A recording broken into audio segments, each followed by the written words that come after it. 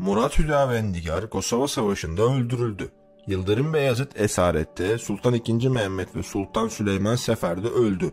Kapıkulu isyanıyla tahttan indirilen II. Osman, Yedikule zindanlarında katledildi. Askeri darbeyle indirilen Sultan Abdülaziz intihar etti, öldürüldü ikilemine yol açan bir gizem içinde yaşamını yitirdi. Sultan II. Abdülhamit'in cenaze töreni İstanbul'un o tarihe kadar gördüğü en kalabalık merasimdi. Genç Osman ilk padişah katli. Sultan II. Osman, Genç Osman, Şehit Osman, Osmani Sani adlarıyla bilinir. 19 yaşında bitirmeden öldürülen II. Osman, Osmanlı padişahlarının en genç yaşta öldürülenidir. II. Osman 19 Mayıs 1622'de bir Kapıkulu isyanıyla tahttan indirildi, ertesi gün Yedikule zindanlarında katledildi. Osmanlı padişahı kulları tarafından alaşağı edilmiş, imparatorluk tarihinde ilk hükümdar katli gerçekleşmiştir. Davut Paşa, Osman'ın bir kulağını kesip nişan olarak saraya gönderdi. Cenazesi ise saraya götürülüp hazırlandı. Sabah erkenden salalar verilip durup İstanbul'a bildirildi. İkinci Osman'ın namazını Şeyhülislam adına atanan Yahya Efendi kıldırdı.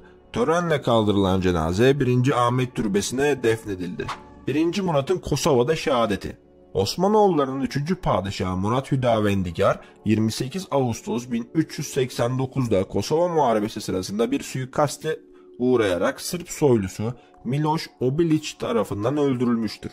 Osmanlı kaynaklarına göre Murat Bey, zaferden sonra muharebe alanında dolaşırken Kral Lazar'ın damadı yaralı halde yatan Miloš tarafından hançerlenmiştir. Çadırına götürülen 1. Murat kurtarılamayarak şehit olmuştur. Osmanlı İmparatorluğu'nda muharebe sırasında böyle dramatik bir şekilde öldürülen başka bir padişah yoktur. Şehzade Bayezid muharebe meydanında çağrılarak o tahta kendisine biat edilmiştir. İç organları öldüğü yere gömülen Murat Bey'in cenazesi Kosova'da boğdurulan oğlu Yakup'un cenazesiyle birlikte Bursa'da defnedilmiştir. Kosova'da öldüğü yere sonradan Meşhedi Hüdavendigar yapılmıştır. Yıldırım Beyazıt'ın esaret ölümü. Kosova'da öldürülen babası 1. Murat'ın yerine tahta geçen Yıldırım Beyazıt saltanatı 13 yıl sürdü.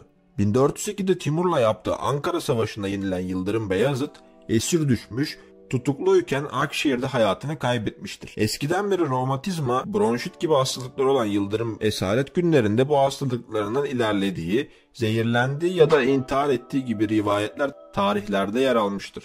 Yıldırım Beyazıt'ın naaşı geçici olarak Seyyid Mahmud Hayrettin Türbesi'nde konulmuş, Timur'dan gelen emir üzerine cenaze Bursa'ya gönderilmiştir.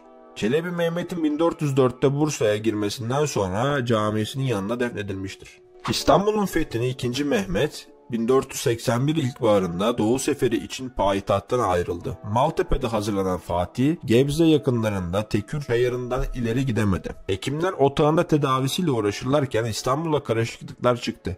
Fatih Sultan Mehmet 3 Mayıs 1481'de 51 yaşında öldü. Osmanlı kaynaklarında Fatih'in hastalığı belirsizken yabancı kaynaklarda Nigris'ten yani guttan dolayı öldüğü yazar. Hekimlerin suçlandığı Aşık Paşazade tarihinde ise padişahın zehirlendiği yönünde imalar vardır. Fatih'in ölümü gizlenir, Şehzade Beyazıt ve Cem Sultan'a ulaklar çıkarılır. Tarihçi Neşri Fatih'in cenazesinin kapalı arabalarla İstanbul'a getirilişini yazar. II. Mehmet'ten önceki padişahların türbeleri Bursa'dayken Fatih İstanbul'daki camisinin kıble tarafındaki kubbesine gömülmüştür. Kanuni'nin ölümü 48 gün gizlendi. Kanuni Sultan Süleyman 1566 yılında son kez sefere çıktı. Yol koşullarına aylar sürecek seferin zahmetlerine katlanamayacak kadar yaşlı ve hastaydı. İstanbul'dan ayrıldıktan sonra atından indirilip kapalı arabaya bindirildi. Zigetvar'a vardıktan bir ay sonra 7 Eylül 1566 gecesi vefat etti. Sadrazam Sokullu Mehmet Paşa padişahın ölümünü vezirlerden dahi sakladı. İç organları yatağının bulunduğu yere gömülerek cesedi tahdit edildi. II. Selim'in Belgrad'da orduyu karşılamasına kadar Kanuni'nin ölümü 48 gün gizlendi. Zigetvar'dan ayrılan orduyla birlikte içinde cenaze bulunan saltanat arabası da hareket etti. İstanbul'a gönderilen cenaze için 28 Kasım'da Süleymaniye Camii'nde dini tören düzenlendi. Cenaze namazını Şeyhülislam Ebu Suud Efendi kıldı. Aynı yerdeki türbesine gömüldü. İntihar mı yoksa cinayet mi? Osmanoğullarının son kanlı ve gizemli trajedisi 1876 yılında yaşandı. 30 Mayıs'ta askeri bir darbeyle tahttan indirilen Sultan Abdülaziz, 4 gün sonra intihar ettiği ya da öldürüldüğü ikilemine yol açan esrarengiz bir biçimde yaşamını yitirdi. Sultan Abdülaziz 4 Haziran sabahı abdest alıp odasına giderken annesinden sakalını düzeltmesi için makas istedi. Kısa süre sonra odadan iniltiler duyuldu. Kilitli kapı kırılıp içeri girildiğinde kolları sıvalı yere yatmış ve kana bulanmış olduğu görüldü. Doktor bulma çabası sonuç vermedi. Naaşı Feriye Karakolu'nun kahve ocağına taşınarak bir ot yatağın üzerine konuldu. Hekimler Abdülaziz'in bilek damarlarının kesilerek intihar ettiğine ilişkin bir haber düzenledi. Cenaze Topkapı Sarayı'na götürülerek buradan törenle kaldırılıp babası 2. Mahmut'un Divan yolundaki bir türbesine gömüldü. Selanik'e sürüldü, İstanbul'da öldü. Osmanlı İmparatorluğu'nun 33 yıl boyunca yöneten 2. Abdülhamit 27 Nisan 1909'da tahttan indirildi ve ailesiyle birlikte Selanik'e gönderildi. Balkan Harbi'ne kadar Selanik'teki Alati Köşkü'nde kalan 2. Abdülhamit 1 Kasım 1912'de İstanbul'a getirilerek Beylerbeyi Sarayı'na yerleştirildi. 6 yıl sonra 10 Şubat 1918'de Beylerbeyi'nde öldü. Cenaze törenini izleyen tarihçilerden Ahmet Refik büyük merasimi şöyle anlatıyor. Şubat güneşi altında nişan, sırma, üniforma parıltısından başka bir şey görünmüyordu. Hırka-i Saadet Dairesi'nin kapısı birdenbire açıldı. Bütün nazarlar kapıya çevrildi. Kalabalık o tarafa doğru birikti. Kapının iki tarafı doldu. Herkes kalpler müteheccir cenazeyi görmek istiyordu.